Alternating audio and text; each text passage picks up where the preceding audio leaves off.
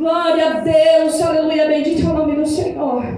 Gostaria de estar passando a missionária Laisla com a oportunidade que está com a palavra de Deus para os nossos corações nessa noite. Aleluia, Jesus, eu tenho uma palavra para o teu coração. Sem mais delongas, abra a tua Bíblia em Atos, no capítulo 3, versículo 1 em diante.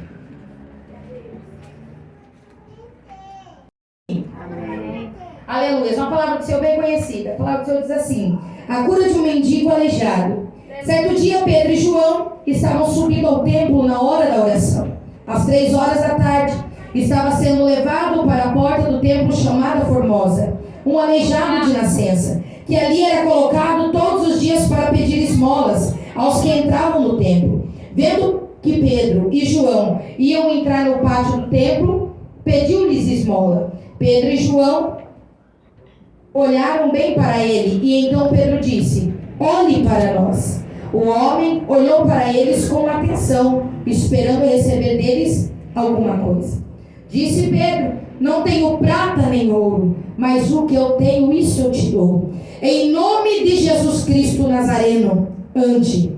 Segurando-o pela mão direita, ajudou-o a levantar-se, e imediatamente os pés e os tornozelos do homem ficaram firmes, e de um salto pôs-se em pé, e começou a andar. Depois entrou com eles no pátio do templo, andando, saltando e louvando a Deus. Amém? Amém. Glórias a Deus. Uma palavra muito conhecida, ao qual muitos pregadores já, desde os nossos antepassados, ministram. Mas a palavra que eu sirvo ao Senhor é uma palavra que ela se renova todos os dias da nossa vida. Aleluia. Observe que na história, num certo dia comum, está Pedro e João dentro do templo para orar. E esse horário era, por certo, das 3 horas da tarde. E era muito comum entre os judeus orarem naquela época e naquele horário. Era de praxe, ano após ano, eles fazerem este compromisso com o Senhor de estarem orando neste tempo das 3 horas. Mas naquela época também era natural trazerem para o templo coxos, paralíticos, era natural trazerem cegos, mancos, leprosos, para também pegar esmolas no templo. Antigamente, a maioria dos que tinham algum tipo de anomalia, algum tipo de deficiência física, eles eram levados para o templo para ficar pedindo esmolas.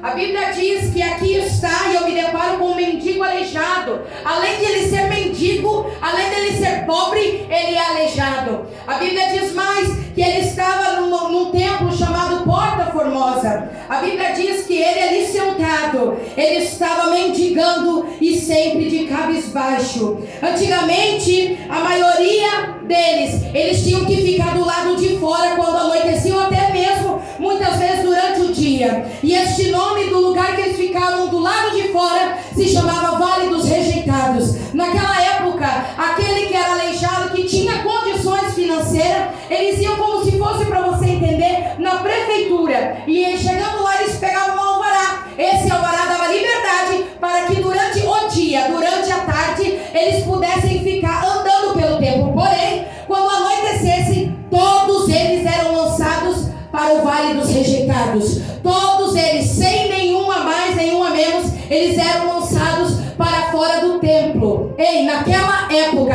as pessoas, as mulheres que tinham seu fluxo de sangue desritimado, os homens, as mulheres que eram leprosos, coxos, que tinham algum tipo, qualquer tipo de anomalia, eles eram proibidos de entrar no templo para adorar. Só que você já perdeu de dar glória, porque indiferente da deficiência física ou o que for, você está no templo para adorar. Você tem liberdade para adorar. Aleluia, Jesus. Só que naquela época era normal. Era normal pensarem que eles poderiam ficar ali ano após ano, porque como naquela antiguidade, eles pensavam assim: se ele hoje é aleijado, se ele hoje tem uma anomalia, se ele hoje tem uma deficiência, é porque ele ou ela estão pagando o castigo de seus pais. Ou seja, eles não tinham nenhuma mansidão, nenhuma misericórdia. Quando subiam para o templo, as pessoas que passavam para ir para adorar, eles passavam batido na porta, porque eles pensavam, simples daquilo que os seus pais fizeram, daquilo que os seus pais pecaram. E ali está então o aleijado mendigo. Aleluias. Você pode dar um glória?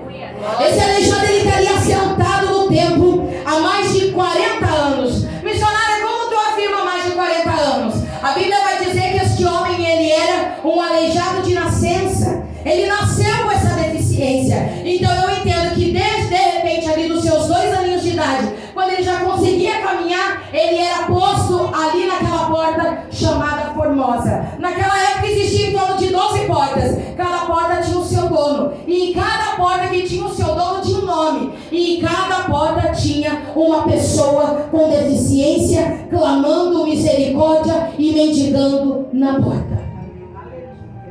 Olha para você ver a situação. Nós nos deparamos com uma pessoa que é ser humano como eu e você, mas ao mesmo tempo nós nos deparamos com pessoas que não conseguem reconhecer o seu egoísmo e não têm um olhar de misericórdia. Eles vão para o templo orar, eles vão para o templo clamar, porém eles esquecem de pregar a salvação para aqueles que estão do lado de fora. Eles esquecem do mesmo Deus, o ressurreto, que curou, que salvou, que livrou, que libertou. Eles esquecem de falar do amor do Senhor. Diferente dos nossos dias de hoje. Porque se este congresso está acontecendo, fique feliz, porque é uma maneira que o Espírito Santo de Deus está trabalhando para gritar para você que de repente ainda está em cima do muro, para gritar para você que de repente está cocheando em Deus pensamento, que ainda dá tempo de correr para os braços do Senhor, que ainda dá tempo de correr para os braços daquele que pagou um alto preço e se dedicou por inteiro para salvar a tua vida e a minha. Quem dá glória da glória. Aleluia, Jesus. Estava tudo certo. Era um dia normal, as pessoas mendigando, pedindo esmolas, e essas coisas eram natural. Não motivava ninguém. Mas aprove o Senhor usar alguém para colocar aquele aleijado naquela porta. Olha que lindo. Assim como um dia eu e você viemos para a casa do Senhor e Deus usou alguém para tirar a nossa visão que estava tapada e nos trouxe para a casa do Senhor, alguém foi usado para pegar aquele mendigo lá do lado de fora do Vale da Rejeição e pegar ele de repente no colo e dizer: eu vou te levar até lá na porta. Mas para aquele mendigo era algo natural. Ele já estava acostumado. É a mesma coisa você trabalhar mais de 20, 30 anos no mesmo lugar. Você vai entrar de olhos fechados. Você vai chegar lá como se fosse só mais um dia. Para você é algo natural. Para você é algo que não tem esperança. Para você é algo assim: eu vou ali e eu ganho para o pão e tá beleza. Eu vou de noite para o Vale dos Rejeitados. Aquele homem, ele se conformou com a situação. Ele se conformou em estar naquela situação. Só que eu vejo algo lindo nessa história. Eu vejo Deus, ele vindo na contramão do inferno. Eu vejo Deus vindo com a libertação. Eu vejo Deus vindo para aquele homem com a salvação. Eu vejo Deus, ele vindo com aquela cura. Mas para acontecer isso, precisa de um processo. Aleluia. E de repente esse homem, que ele não tem nome, ele não tem identidade, ele vê Pedro e João subindo para o templo para orar. E quando Pedro e João se deparam com esse homem, eles são embargados por esse homem. E esse homem, ele está sentado na porta formosa. E a Bíblia diz então que ele, com seus cabelos baixos, ele fala para Pedro e João: dá-me uma esmola. Eu entendo, irmãos, que ele estava com a cabeça baixa, porque rapidamente Pedro diz: olha para nós. Pedro estava no alto, possivelmente ele estava embaixo, ele estava sentado. Aí Pedro fala para ele: olhe para nós. Olhe para nós. Em outras palavras, Pedro estava querendo dizer para ele: olhe para cima, porque é de lá que vem o teu socorro. Então olha para cá. Para de olhar para a tua situação. Para de olhar só para baixo. Quem olha para baixo não tem campo de visão. Olha para cima. Olha aqui para nós. Ai, Jesus. Aí Deus usa uma situação conhecida. 54 dias antes, está lá Pedro negando Jesus. Você está vendo como Deus às vezes usa nós tão pequenino, cheio de falha, cheio de pecado. Ele usa as nossas vidas para trazer milagre. Ele usa as nossas vidas para trazer salvação. E ali está Pedro. E a Bíblia diz que Pedro nega Jesus quantas vezes? Quantas? A Bíblia diz que Pedro nega Jesus 3 vezes. 54 dias antes desse episódio, está lá Pedrão. E Pedro está passando. Aí chega e fala para ele: tu anda com Jesus. Eu não conheço Jesus. Não, tu anda com Jesus porque a tua maneira de andar é igual a Jesus. Eu não conheço Jesus. Não, você conhece Jesus. Eu não sei quem é Jesus. Pedro nega aquele que é digno de toda honra e toda glória, o santo, aquele que pagou um alto preço por mim e por você. Pedro nega, só que Jesus já sabia. A Bíblia vai dizer que está Jesus lavando o pé dos 12. E aí Jesus lava o pé de um, e lava o pé de outro, lava o pé de outro, lava o pé de outro. Quando chega no pé de Pedro, quando Jesus vai lavar o pé de Pedro, a Bíblia diz o quê? Que Pedro, ele com seus pés esconde. Ele não deixa Jesus lavar os seus pés. Aí Jesus olha para Pedro e diz: ei Pedro, eu preciso lavar os teus pés para você ter parte comigo. Pedro, eu quero te ensinar a servir. Pedro, eu quero te ensinar o que é humildade, Pedro. Aí Pedro olha para Jesus, eu estou conjecturando. Aí Pedro olha para Jesus, bota o pé. Aí Jesus com aquele amor está falando. Aí Pedro bota o outro pé na bacia. Aí Pedro olha para Jesus e fala: então pega minha mão também. Ô Jesus, então lava minha cabeça, lava meu corpo inteiro, porque eu reconheço que eu sou pecador.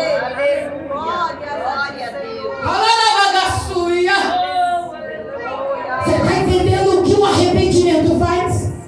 Ele faz Deus escrever uma nova história. Aí 54 dias depois está Pedrão subindo com João em cima do templo, para cima do templo, subindo as escadas. E a Bíblia diz que esse aleijado pede para ele: dá-me uma esmola, Pedro. Dá uma esmola aí.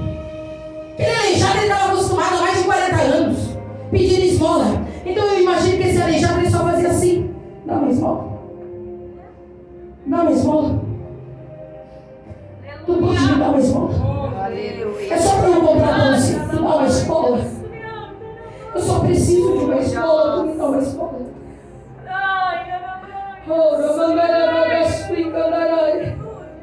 Aí Pedro olha para ele e diz: olhe para nós. Olha aqui. Pedro sofreu. Pedro negou Jesus. Mas Deus teve misericórdia de Pedro. Aí está Pedro cheio do Espírito Santo. Aqui eu vejo Pedro cheio da autoridade de Deus. Ali Pedro já estava cheio da intimidade. Antes Pedro era atribulado. Antes Pedro queria dar a última palavra. Antes Pedro queria falar o que dava na telha. Mas aqui nesse lado está Pedro como servo. Aqui nesse lado está Pedro cheio de fé. Ali naquele lado estava Pedro cheio de intimidade. Como assim, missionário? Eu vou te contar. E ele diz: olhe para nós. O homem olhou com atenção. Olha que interessante. Quando aquele homem olha para Pedro, e quando Pedro olha para aquele homem, eu imagino aquele homem milésimos de segundos olhando para Pedro e dizendo assim: tá, o que você tem para me dar? Eu estou vendo que não está vazia. O meu interesse é que ele esmola mais. Aí Pedro ele veio: eu não tenho prata, eu não tenho ouro, mas o que eu tenho, eu te dou. Mas o que eu tenho, eu te dou. O que Pedro estava querendo dizer? Ei, eu não tenho prata, eu não tenho ouro, mas eu tenho a presença. Eu ando com a presença. Eu tenho o Espírito Santo. Eu tenho aquele que pode te dar salvação. E eu te dou. E Pedro diz: em nome de Jesus Cristo, Cristo, o Nazareno, ande. E o aleijado não andou. Em nome de Jesus, ande. E o aleijado não andou.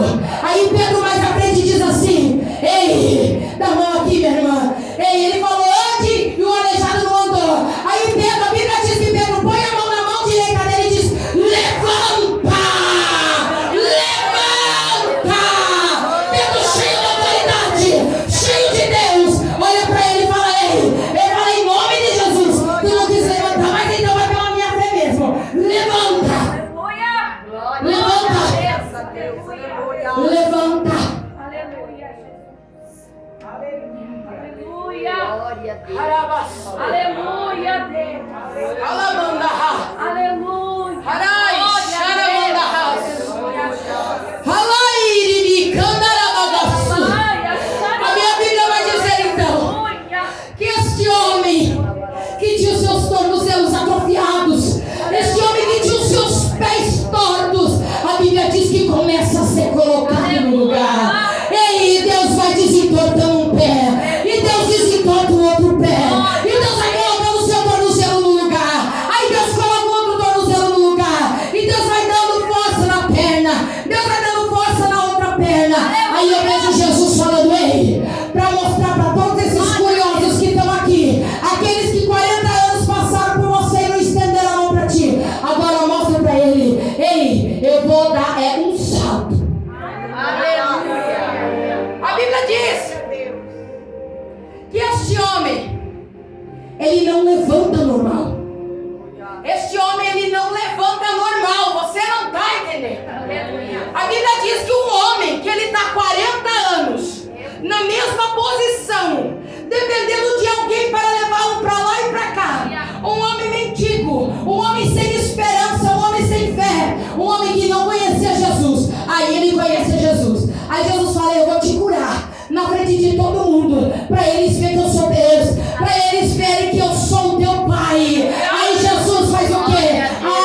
Ele coloca uma perna no lugar, e ele põe a outra perna no lugar, e a Bíblia vai dizer que num salto, Glória a Deus, aleluia. o camarada estava 40 anos sem andar. Aí Jesus fala o quê? O cara está 40 anos, irmão, você entende? Você entende? Se tu ficar o dia inteiro na cama, você levanta atrofiado, você levanta tudo torto, com dor nas costas, dor na coluna, e dói corpo, e incha pé. A mulherada sabe como é. Ainda temos que botar um salto bem pleno para vir pro culto. Aleluia. Aí a Bíblia diz o quê?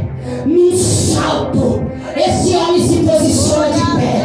Num salto, Deus fortifica os seus pés. Num salto, Deus transforma a história dele. Num salto, Deus muda o cativeiro daquele homem. Num salto, Deus entra com a libertação. Num salto, Deus traz a cura. Num salto, ele começa a adorar. Num salto, ele começa a ver quem é Jesus. Você está achando que num salto Deus não pode mudar a tua vida? O que é 40 anos para o teu Deus? O que é 40 anos para o Senhor? Missionário, mas eu cheguei aqui com os meus pés quebrados. Missionário, eu cheguei aqui sem fé. Eu cheguei aqui na Porta Formosa, aqui no templo, vazio. Eu cheguei aqui vivendo só de capa. Eu cheguei aqui mendigando a espiritualidade do céu, porque eu já não sinto mais Deus. Eu cheguei aqui vazio porque as circunstâncias da minha vida me abalou. Eu cheguei aqui porque as minhas pernas já estão atrofiadas. Eu já não consigo caminhar sozinho. Eu precisei de alguém implorar, me convidar para eu estar aqui. Aí Deus vem e diz para você: ei, hoje Ele te chama. Hoje Ele te chama para mudar a tua situação. Hoje Ele te chama para mudar a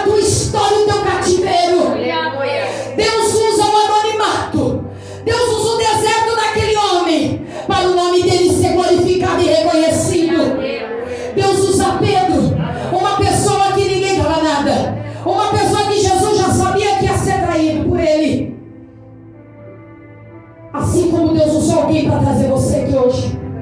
Assim como Deus usou alguém para dizer para você: vamos lá.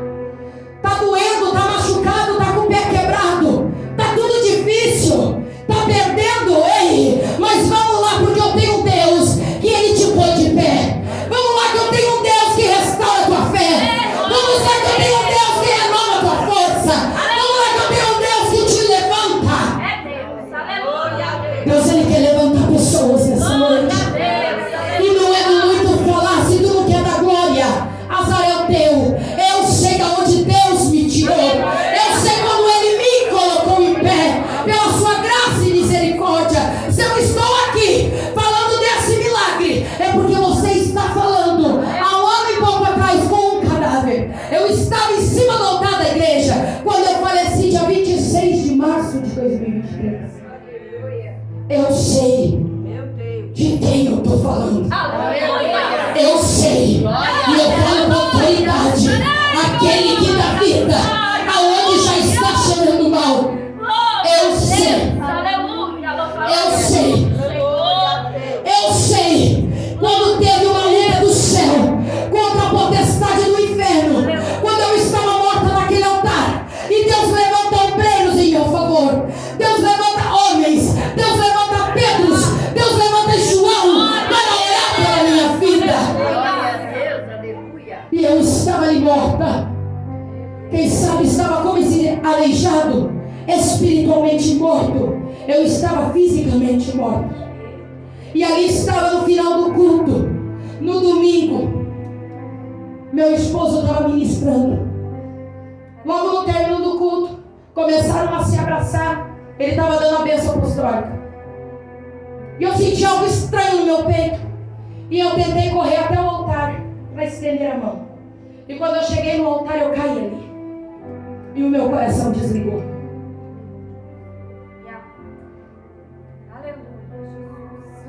E eu quero dizer para você que se eu estou aqui, é porque eu fui uma improvável, como esse aleijado, que Deus tornou provável para vir aqui olhar para você e dizer: conserte o teu altar. Porque o céu e o inferno existem. Deus fala comigo naquela aldeia. Deus fala comigo e usa um anjo Gabriel dentro daquele SAMU quando foram me buscar. E aquele anjo, ele aparece para mim. Ele era loiro, com seus olhos azuis. E ele tinha na base dos seus 40 anos, olhando. E eu olhei, eu já tinha voltado. Depois dos 15 minutos eu voltei. E eu olhei para ele. E eu não conseguia falar porque o meu batimento estava em 300 por minuto. E ele disse assim para mim, quando eu desci lá do meu posto, e ele botou a mão para o alto. Meu Deus. E ele disse, quando eu desci lá do meu posto, ele me mandou vir aqui. E ele olhou para mim e disse assim: você não é pastora? Você não é uma missionária? Por que temes? E eu, com os olhos fechados, como esse celular aqui no meu peito, eu fechei os meus olhos e ele colocou as mãos dele no meu ombro e em cima das minhas mãos. E ele disse assim: quando eu voltar, entregarei ao Pai a tua vida. Mas não te preocupe, que te levarei lá dentro por um pouquinho de tempo. Porque lá tem almas que precisam. Lá precisa de salvação. Sabe por quê? Sabe por que Deus tem que fazer assim? Porque passa-se os tempos e nós achamos que ser servo é marcar o cultinho de quarta, sábado e domingo e tá bem bonitinha no saldo dentro do culto. Isso não é missão. Isso é tua obrigação. Se apresentar no exército. Aleluia. Aí Deus faz assim. Uns Deus leva para UTI. Outros Deus faz ir ao arrebatamento, onde vem trazendo uma mensagem da cruz. É necessário Ele trabalhar de alguma forma em nossas vidas. Porque passa-se o tempo, nós estamos 10, 15, 20 anos dentro da igreja. E nós nos esfriamos. olhamos e não vemos. Deus ele me levou dentro daquela UTI para eu não perder a minha alma. E quando eu estava chegando, apitou a ala vermelha, tudo se abriu, foram tirando a minha roupa, me enchendo de aparelho. E ele disse assim para mim: não te preocupe, nós já estamos chegando. Já estamos chegando, vai dar tudo certo. Quando eu voltar para o meu posto, eu entregarei ao Pai a tua vida. Mas veja, o Espírito Santo nos mínimos detalhes. E quando tu saíres daqui, aonde tu fores, grite que ainda eu sou a ressurreição. Grite que eu sou a ressurreição.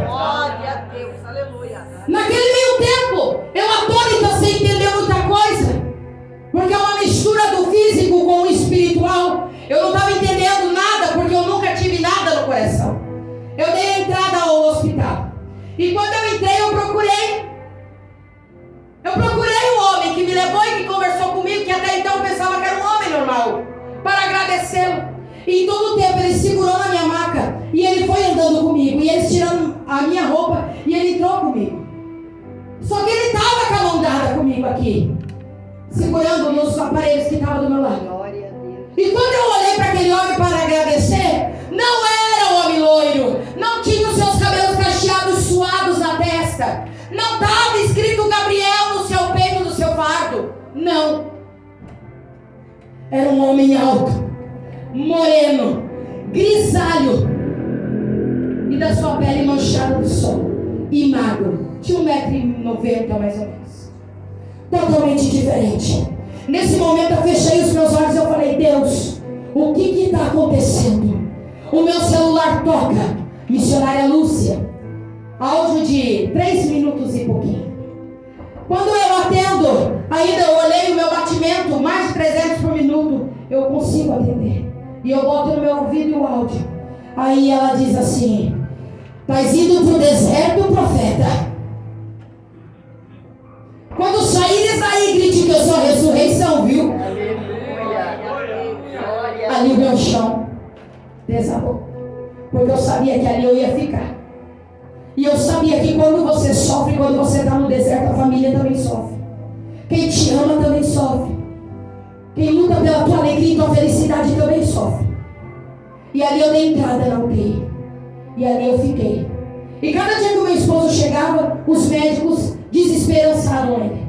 E eles diziam: estamos usando todas as possibilidades de medicações, mas o batimento dela, mesmo dormindo, não baixa. E a gente não consegue fazer nada. E o meu esposo disse para ele: mas doutor, qual seria a última opção? Ou teria algo para fazer? O doutor falou para ele: sim. E ele falou: o que, doutor? Ele falou: resetar ela. O que é resetar? Era me desligar, parar meu coração, eu morrer e eles tentar fazer a ressuscitação em mim, para ver se o batimento que estava descompensado, desritimado, voltasse. Ali é normal que quando nós estamos no deserto, quando nós estamos 40 anos caminhando, lutando e não vemos esperança de nada como esse homem, é natural a gente se desesperar. Aqui não tem nenhuma pessoa e nem um super-herói que vai olhar e dizer assim: não, eu passei por aquela provação, eu passei por aquele luto, eu passei por aquela dor no meu casamento, eu passei aquelas lutas com meu filho, mas eu aguentei no peito. Mentira. Ali naquele momento você vê que tu não é nada. Nada. E eu subi para o UTI. E eu fui a primeira do canto. E os médicos não tiravam os olhos de mim, porque eles sabiam que a qualquer momento meu coração pararia. Eles não sabiam até que horas eu ia aguentar. E eu falava normal, fraca. Eu não andava jamais, já não estava conseguindo andar. Eu não tinha força nem para levantar o meu braço. Porque o meu batimento, ele subia para 305 e ele baixava para 12. Ele subia para 280, baixava para 42. E ele ficava naquela oscilação. Morre, vive, morre, vive. E assim o Espírito Santo de Deus vai trabalhar em mim. Sabe que eu quero falar algo para você? Vai ter momentos que vai ser necessário Deus te dá uma paradinha para você começar a ouvir mais a voz dele. Tem momentos que Deus ele reserva você num cantinho, você não vai entender. Ele vai dizer assim: eu vou guardar minha serva, meu servo, eu vou colocar ele aqui. Eu vou colocar aqui porque assim, ó, eu tô com uma saudade dele. Ele ora a mim correndo. Ele ora para mim sempre com pressa.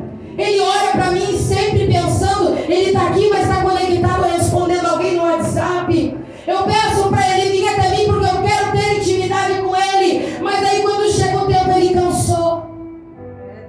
Se tivesse o WhatsApp no céu, era a mesma coisa que dizer assim: Jesus, amanhã a gente conversa, porque agora eu estou cansado. Deus abençoe.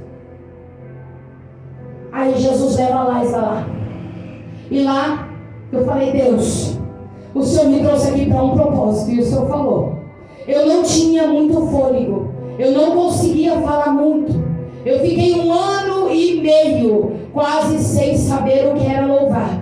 Eu não conseguia louvar um hino sequer sozinha. Me faltava fôlego, meu batimento desritimava, mesmo com medicação. Eu já não conseguia mais pregar.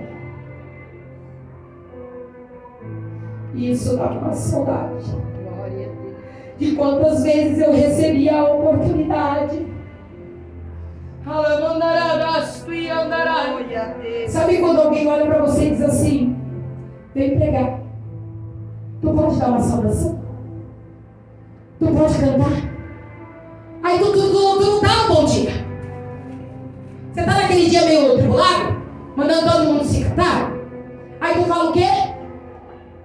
Hoje não dá. Irmão, vou ver na minha agenda ali se eu tenho compromisso, depois eu te respondo, nunca mais. Aí o Espírito Santo de Deus me leva lá dentro. Para eu nunca mais dizer não. Mesmo que eu não saiba pregar. Mesmo que eu não saiba cantar. Mas eu posso dizer para você que o Salvador vem vindo aí.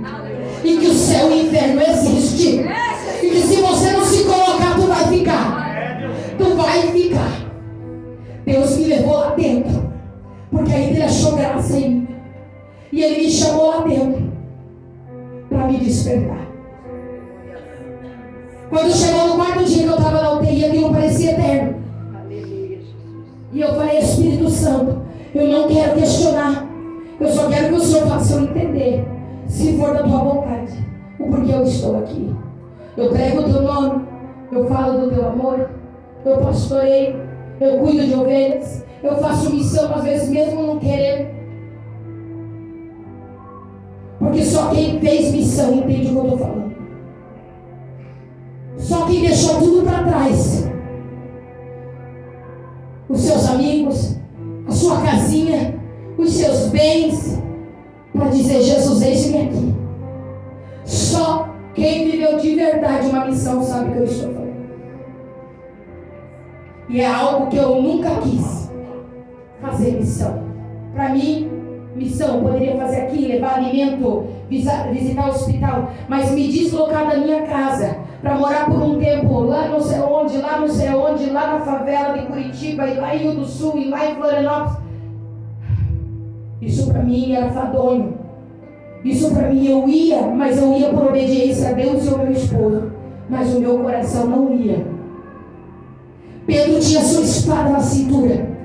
Jesus sabia ou não sabia? Eu estou pregando para quem aqui? Jesus sabia ou não sabia? Jesus sabia. Mas por que Jesus não falou: Pedro, larga essa espada aí? Sabe por quê? Porque não adiantava Pedro tirar a espada e botar aqui, sendo que no coração a espada estava.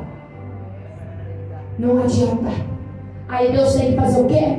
Ensinar. E trabalhar do jeito dele. E o processo dói. O processo fere. O processo machuca.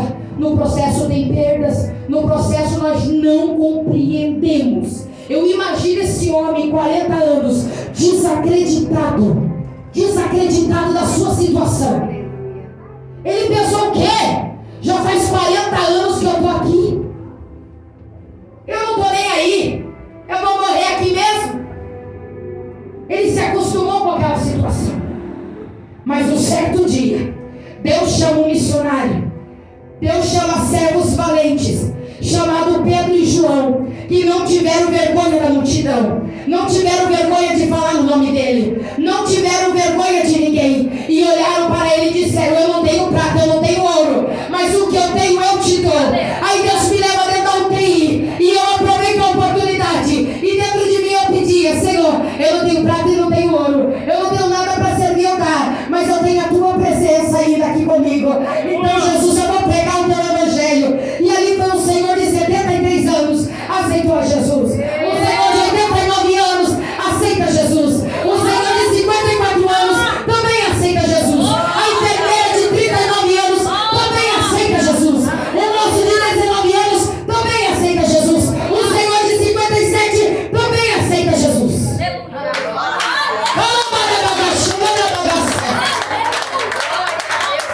Às vezes o cenário que você está não é de acordo com o que você quer. O cenário não é favorável. O cenário dói. Está no meio das perdas. Está com dificuldade. O ministério não vai bem. É calúnia por todo lado. É perda de alguém. É luto. É dor. E o ministério não alavanca mais. Aí Jesus fala: ei, eu estou vindo aí. Eu estou vindo aí. E eu venho buscar aqueles que vão permanecer de pé até o fim. É de pé até o fim. É de pé até o fim. E Deus está mandando dizer para você: dê um salto. Dê um salto. Não se acostume com a tua situação de hoje. Não se acostume. E para encerrar, eu fiz o que o Senhor mandou. E no quarto dia que eu estava na UTI, eu falei: Senhor, se for da tua vontade, me mostra o porquê que eu estou aqui. E nesse meio tempo, escondido para ver meus filhos, porque elas achavam que o meu batimento era por causa da ansiedade ou emoção, que eu não conseguia ver os meus filhos. Não tem, você não recebe visita de ninguém. Só do meu esposo era 10 minutos e olha lá, porque até ele conseguir subir já dava 7. E aí eu falei: fala comigo, Senhor. Repousa uma pomba na minha janela. E essa pomba, ela vira toda a cabeça dela para mim.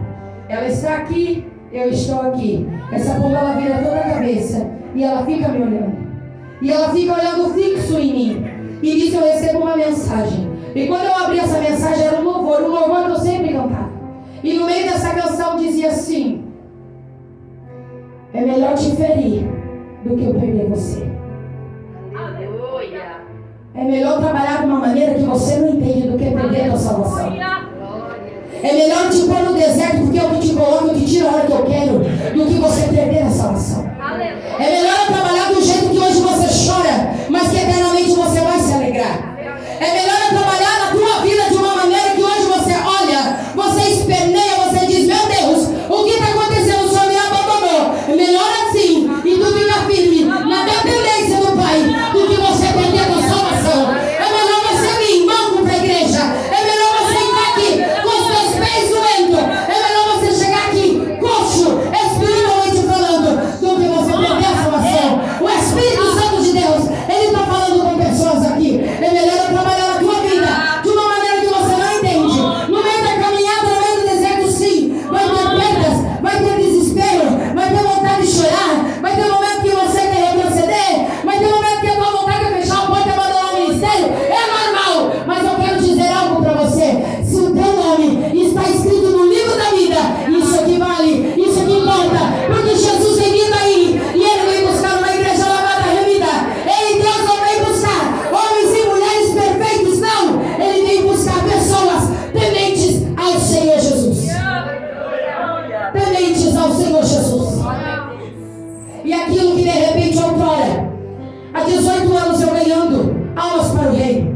Quem sabe nesses 18 anos eu ganhei o mundo inteiro e estava perdendo a minha alma. Aí Jesus me leva lá para me dar uma brecada, para me dar uma freada e dizer: ei, entenda. Agora a partir de hoje você vai começar a valorizar. Agora a partir de hoje você vai começar a entender. A partir de hoje eu quero colocar na tua vida um patamar diferente. Eu quero colocar uma unção diferente. Ei, pensamos muitas vezes que os desertos são eternos. Pensamos que os desertos são para sempre, mas não. Eu vim aqui para te dizer que o mesmo Deus que te coloca no deserto